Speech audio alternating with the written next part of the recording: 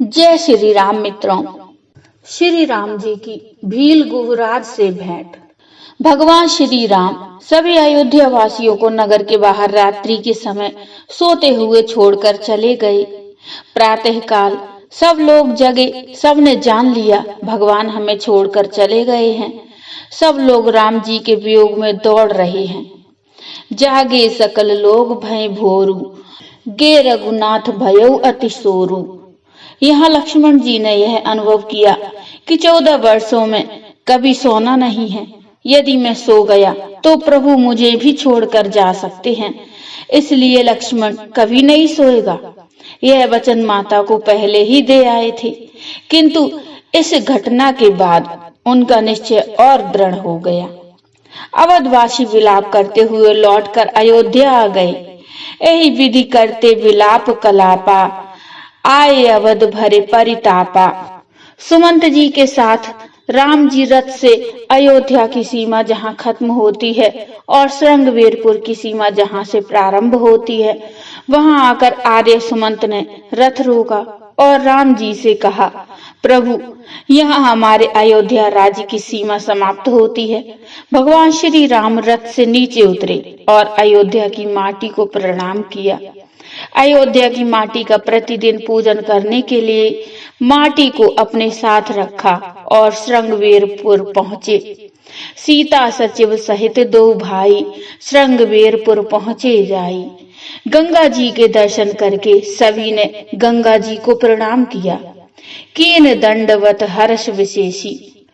श्री राम जी ने मंत्री सहित लक्ष्मण जी और सीता जी को गंगा की महिमा सुनाई।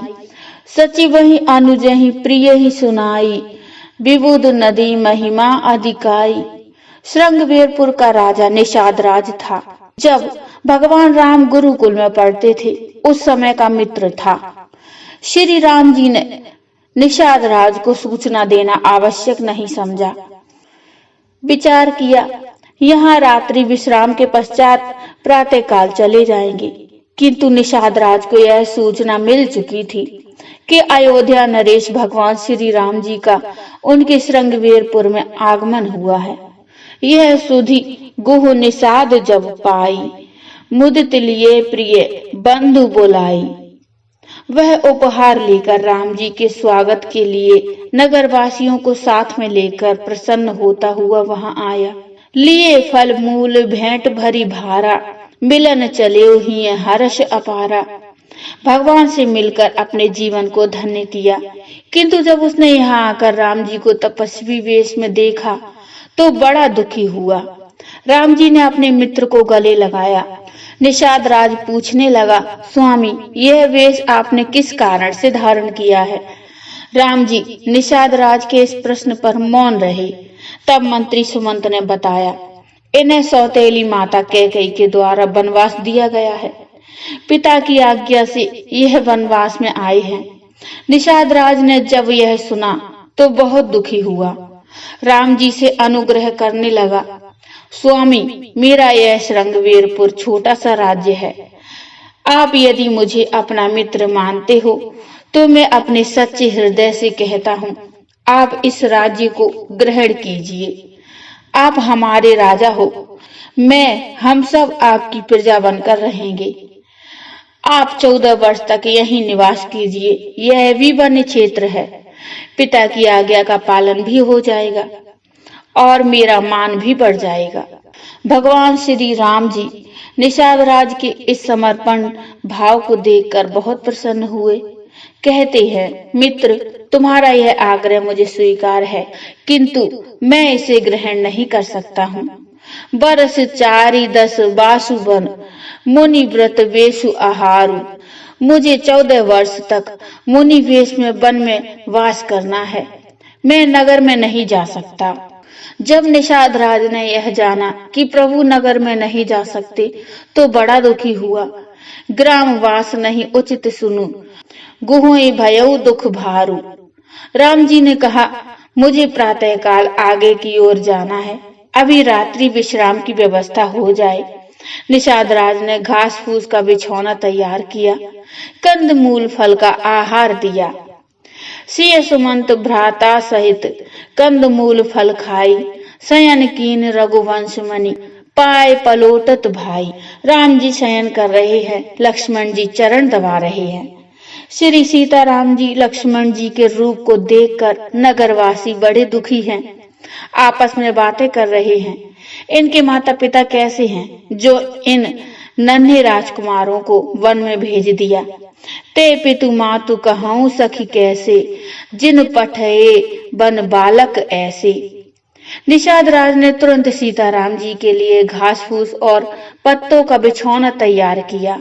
श्री सीताराम जी उन बिछौनों पर विश्राम करने लगे। राम जी की आज्ञा से लक्ष्मण जी को विश्राम का आदेश हुआ। निषाद राज ने विश्राम के लिए लक्ष्मण जी और सुमंत के लिए विश्राम की व्यवस्था की, किंतु लक्ष्मण जी वीर आसन में बैठ गए और निषाद राज से कहा, मुझे सोना नहीं है, माता की आज्ञा है, जब राम जी विश्राम करें तब तुम उनकी सेवा में रहना, पहरा देना। राम जी के प्रति लक्ष्मण जी के त्याग को देखकर निषाद राज बहुत प्रसन्न हुआ। रात्रि विश्राम के पश्चात प्रातः श्री राम जी स्नान ध्यान दैनिक क्रिया से निवृत्त होकर वट वृक्ष के दूध से अपनी जटाएं बनाकर तैयार हुए। आर्य सुमंत से कहा, सुमंत अब तुम रथ लेकर अयोध्या वापस चले जाओ, यहाँ से अब हम पैदल ही प्रस्थान करेंगे। सुमंत जाने को तैयार नहीं हो रहे हैं। जिस तरह राजा दशरथ जी ने सुमंत से प्रार्थना की थी, वह संदेश सुमंत ने राम जी को सुनाया। लक्ष्मण जी ने माता कैकेयी और पिता श्री दशरथ जी के संबंध में कुछ अनुचित बात कही। राम जी ने लक्ष्मण जी को समझाया और सुमंत ने हाथ जोड़कर कहा, लक्ष्मण के कहे गए अनुचित वचन पिताजी से न कहिएगा, यह इसका बचपना है, इसे क्षमा करिएगा। राम जी ने कहा, सुमंत तुम केवल अयोध्या के मंत्री ही नहीं, पिताजी के मित्र भी हो और इस समय पिताजी संकट में हैं, दुखी हैं। तुम्हारा कर्तव्य है उन्हें जाकर साहस बंधाइए और जब तक तुम अयोध्या लौटकर नहीं जाओगे, माता कैकेयी को यह संशय बना रहेगा कि कहीं सुमंत राम जी को वापस लेकर अयोध्या न आ जाए।